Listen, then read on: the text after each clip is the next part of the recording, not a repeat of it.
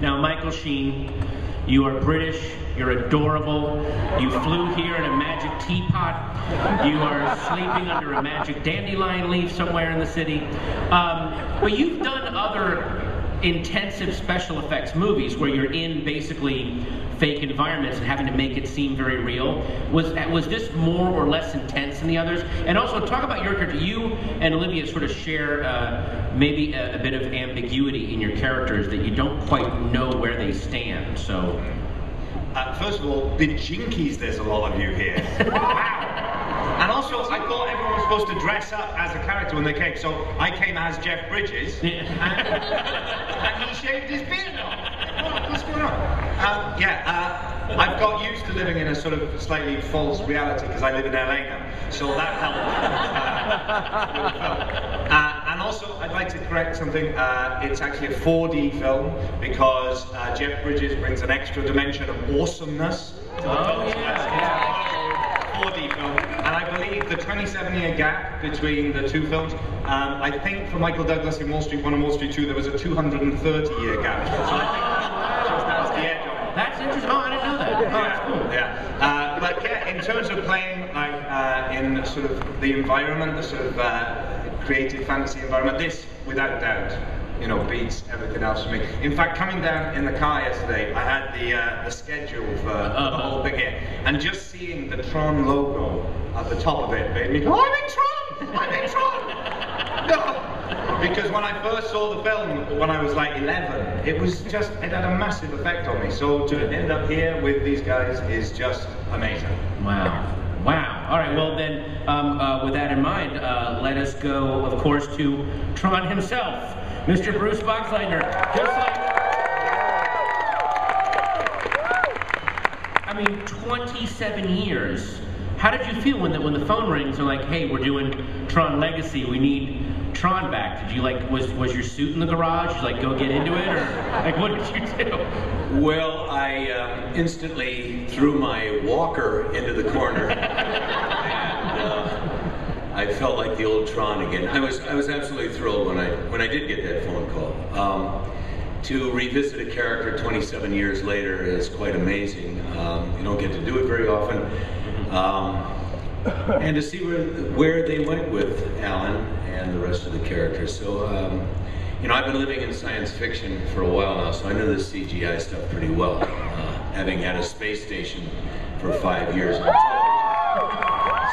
I do know looking at a little piece of tape on a green screen, I know exactly what that is. I've fought many space battles with those things. But this one takes it into a whole new dimension. I think you're all going to be very, very thrilled by it.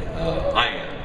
And I'm the biggest Tron fan there is. So, wow. Now, you and Jeff were talking a little bit backstage about you actually kind of you both sort of realized at the same time the technology that existed when you guys first did Tron compared to how it is now. It was ridiculous. There was no internet.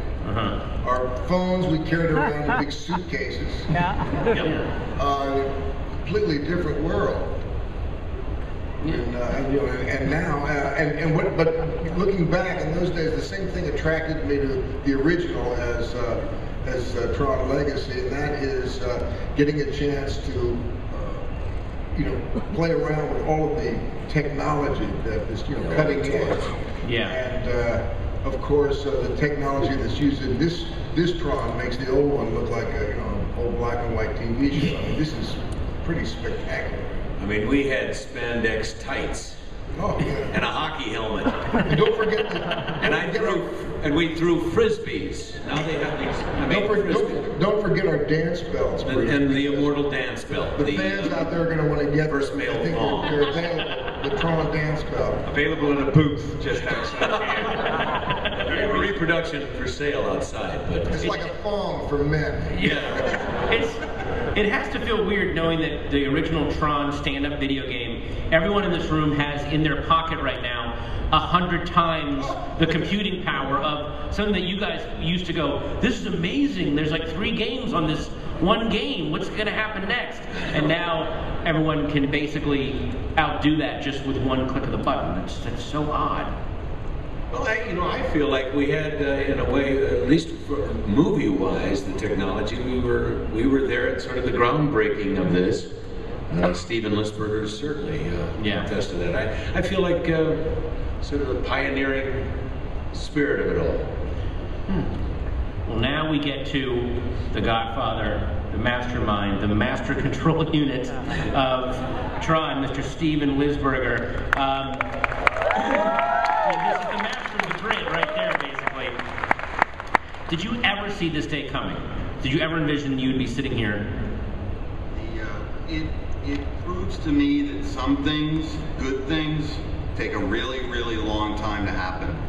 And it's like the line from the first film. You just keep doing what you think is right and you hope it works out in the end. Jeff said that in Tron 1. Yep.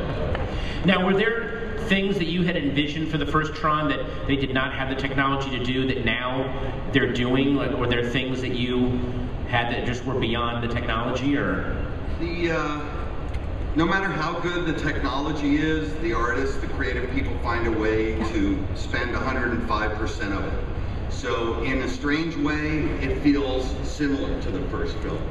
You get that idea that no matter how good it gets, it's not going to be good enough. Well, yeah. Wow. Well, a 27-year gap. We're going to now run a quick in memoriam montage of the original Tron fans who died waiting for this movie. Did we not? We don't have that package? Okay. Well, Joe, you do have some stuff to show these guys, though, right? That we're about to start running. What do you think? Yeah. Well, Comic-Con is so important to this movie. We were here 2 years ago. We put up a little VFX test we did just to test the waters to see if there was any interest in this movie whatsoever. And due to the response from the fans here and around the world, it's a big reason why this movie is happening today. So I want to make sure we did something special for you guys, something exclusive, show you something that no one else has seen. So I brought about 8 minutes of the movie to show. Okay, we're going to show a couple of things. Put your 3D glasses on, and please, please take your camera phones out and get ready to film. There is no better way to honor their hard work than to post a shaky, choppy, short version of this on the internet for free. There is no better way to support. So get ready to film this. And I saw this stuff last week. I can't wait to see it right now. Are we going to do it? Let's dim the lights. Glasses on. Here we go. The bass woofer in that stage just sterilized me, so, wow, that was unbelievable. The 35-year-old Jeff Bridges that's amazing. Come on, man. Did you guys have to share a trailer or nothing like that, or? Oh my God. Huh? Missed that. Oh, it's okay. Are we all a little deaf right now? Just kind of soaking in this? Oh, God. All right. Sorry, I'm just recovering. I've lost my place in the script. Joe, now that we've seen that you guys saw the big arena footage for the games with the crowds and everything?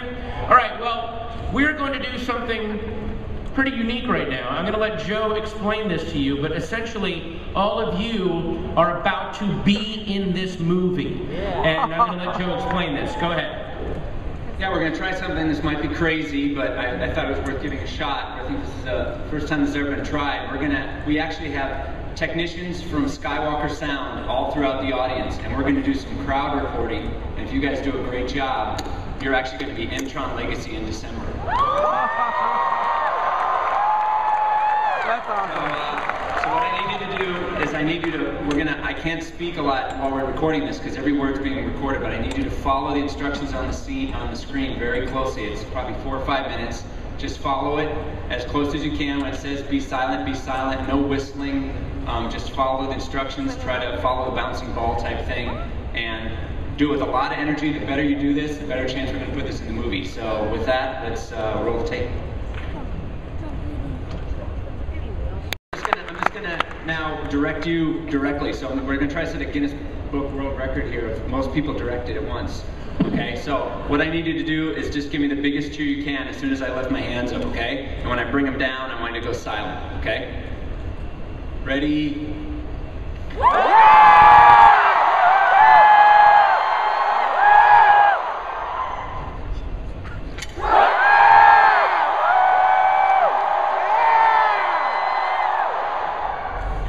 How would you guys like to see the new Tron trailer?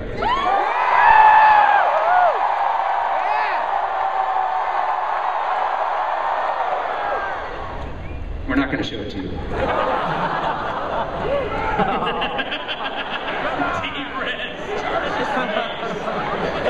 Get down, lady. We actually do have a Tron trailer, but first, by the way, anyone outside of this hall right now is terrified. There's some kind of rally going on? What's happening?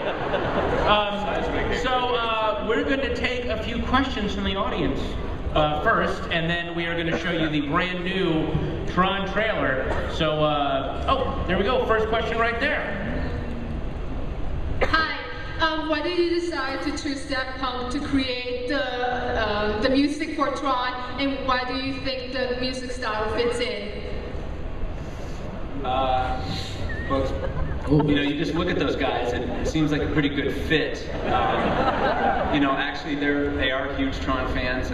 Right, you know, before we had even started doing that VFX test, I had heard that they were interested, so we met. I think I talked about this last year. Sean and I met them for pancakes, which was odd. But the disc theme. Keep it consistent with the disc theme. Yeah. Pancakes is all they eat. Yeah, exactly. And you know, they're really serious about. Obviously, Tron is a huge influence artistically for them, and we've been working on the music for almost. God, it feels like it's almost been 3 years now, and it's something really new for you Daft Punk fans out there. This is going to be something completely new and different than you've ever heard. It's a mix of orchestral music, electronic, granular sounds. It's all blended together. You heard a little bit of it there. I think you're going to be really psyched to check out what they're doing. Cool. All right. Next question. Hi. My question is for Mr. Bridges. Explain the father and son relationship between Sam and Kevin. Well, you know, questions like that are kind of tough for me in things like this because I don't want to deprive the audience of any kind of surprises or anything. You know, I'm a big movie fan. I like to know as little about a movie as I can. Yeah. But it's a father and son relationship. I don't want to blow the dynamic of you know what's going on in the movie. So I'll just kind of leave it mysterious if that's all right.